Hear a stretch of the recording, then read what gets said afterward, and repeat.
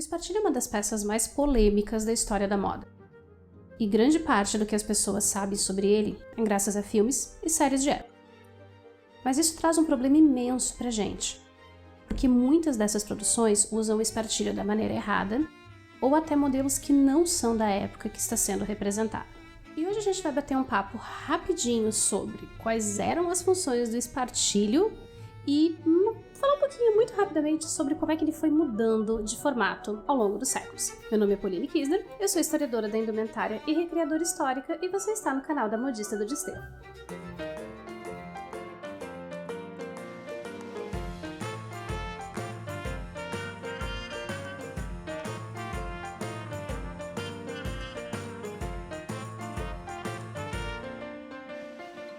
Olá, modisters! Tudo bem com vocês aí desse lado? Hoje eu reuni vocês aqui para fazer aquilo que vocês mais gostam que eu faça, que é falar mal de figurinos de produção de época. Na real, o foco do vídeo de hoje é mais falar sobre as características básicas dos espartilhos de cada época e como o cinema acaba utilizando e representando essas peças de uma maneira totalmente equivocada. Acho que o caso mais recente é essa cena da primeira temporada de Bridgerton, em que o espartilho é colocado diretamente na pele da atriz. Mas isso é totalmente fora da realidade, porque espartilhos nunca foram usados diretamente na pele.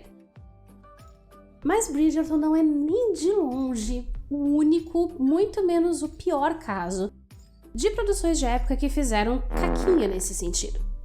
Eu amo The Alienist, mas não dá pra defender esses corcês diretamente em cima da pele.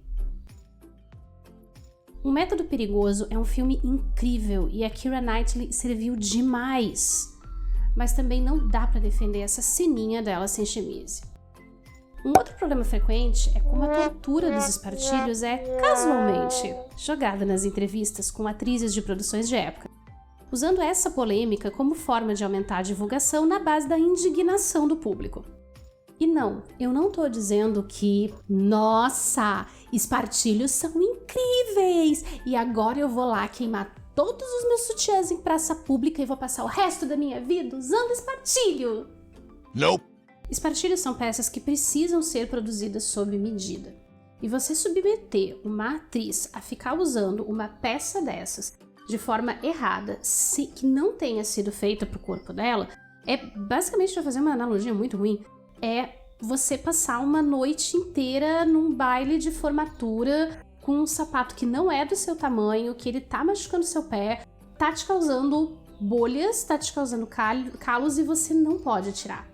E essa situação fica ainda pior quando a gente pensa que espartilhos não foram feitos para ser usados diretamente em cima da pele. Só para continuar no campo das comparações muito ruins, seria tipo você correr uma maratona com um tênis que assa o seu pé, te causa bolhas, te machuca pra caramba e você tem que fazer isso sem meias ainda por cima. O que a gente precisa questionar urgentemente é porque ainda se considera que de alguma forma é ok que o cinema submeta as atrizes a esse tipo de coisa para vender para nós, o público, um discurso de nossa, olha como os espartilhos eram opressores, é porque era assim na época, então nós vamos torturar as nossas atrizes assim também no século XXI, porque isso não faz sentido. A origem dos espartilhos está em algum lugar do final do século XVI. Então, para começo de conversa, não existiam corsês na Idade Média. Muito menos na Antiguidade. E ao longo dos séculos, o espartilho mudou muito de formato, de materiais que eram utilizados, mas mesmo com todas essas mudanças, ele preservou algumas funções que eram as funções básicas dessa peça. Sustentar os seios, afinal a gente está falando de períodos anteriores à invenção dos sutiãs modernos. Adequar o corpo à silhueta que era considerada ideal em cada período específico. E fornecer uma base estável para a construção dos trajes. Uma coisa que é bem conhecida pelo pessoal da costura histórica e para quem já trabalha com figurino é o fato de que um traje histórico de qualquer período é construído de dentro para fora. Então a gente precisa se preocupar primeiramente com a roupa íntima ou com a roupa interior e como ela vai determinar o que vai ser feito com o traje do lado de fora. E para os períodos em que o espartilho era usado, o espartilho é uma peça fundamental para definir o que vai acontecer com a roupa do lado de fora. No século XVII, os espartilhos eram muito mais longos e tinham um formato cônico bem acentuado. e isso se reflete diretamente no tipo de silhueta que a gente vê nas roupas da época. Já no século XVIII, os espartilhos foram se tornando um pouco mais curtos, com decotes mais baixos e que passaram a deixar o busto mais arredondado e menos achatado. E entre o final do século XVIII e começo do XIX, esses espartilhos ficam ainda mais curtos e com menos barbatanas, refletindo as mudanças dos trajes da época. E ao longo da era vitoriana, os espartilhos mudam novamente de forma e várias vezes, ganhando novas adições como fechos metálicos e ilhoses metálicos. Todas essas mudanças de formato ou de silhueta acompanham também mudanças na modelagem, mudanças nos materiais e que acabam refletindo as próprias mudanças que estavam acontecendo na sociedade, na economia, na política da época e na relação de cada época com os corpos das pessoas. E para quem quer produzir figurinos ou para quem quer recriar trajes históricos, esse é o tipo de conhecimento que é fundamental, porque é o espartilho que determina o formato dos corpetes e os recortes que podem ser feitos neles. Ele interfere diretamente no formato e na altura do busto, na posição da cintura, e tudo isso afeta como a roupa vai se comportar por cima dele.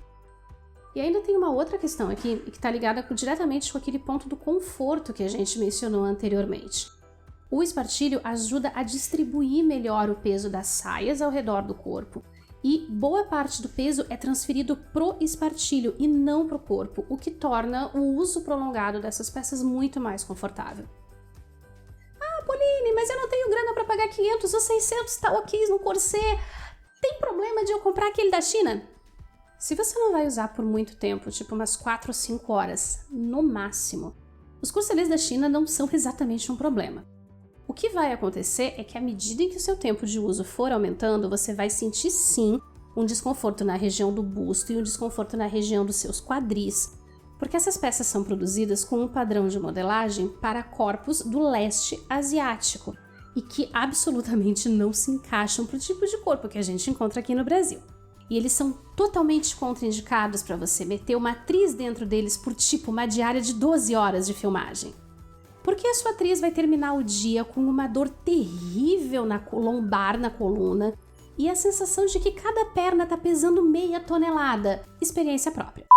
Falar tudo, absolutamente tudo, sobre a história dos espartilhos num único vídeo ou mesmo numa série de vídeos é uma coisa que é totalmente impossível pra mim. Então eu resolvi atender o pedido de vocês, já antigo, e criei um curso sobre isso. Espartilho, uma história secreta, é um curso 100% online, onde nós vamos conhecer toda a história dos corsês, desde suas origens até os dias de hoje. É um curso completo para você ter uma visão global sobre a história dessas peças.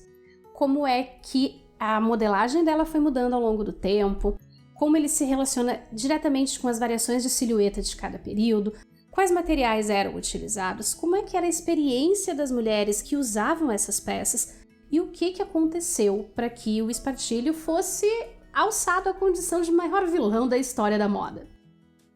Esse não é um curso de costura, até porque espartilho é uma peça que está longe de ser algo que eu faça bem o suficiente para poder ensinar alguém a fazer. Mas como eu sei que muitos de vocês têm a curiosidade ou têm a vontade de colocar a mão na massa e construir as suas próprias peças, esse curso tem 2 opções de matrícula.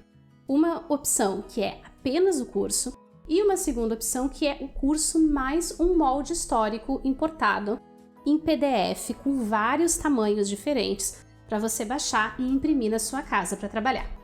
O link do curso está aqui na tela e também aqui embaixo na descrição e eu já estou liberando um lote promocional com 25% de desconto. E se você curtiu esse vídeo, deixe seu like, se inscreva aqui no canal, ative as notificações, comenta aqui embaixo porque isso ajuda pra caramba no crescimento do canal. E olha só, pera, não vai embora ainda, aproveita para dar uma olhadinha nesses outros conteúdos que eu separei para você com todo carinho.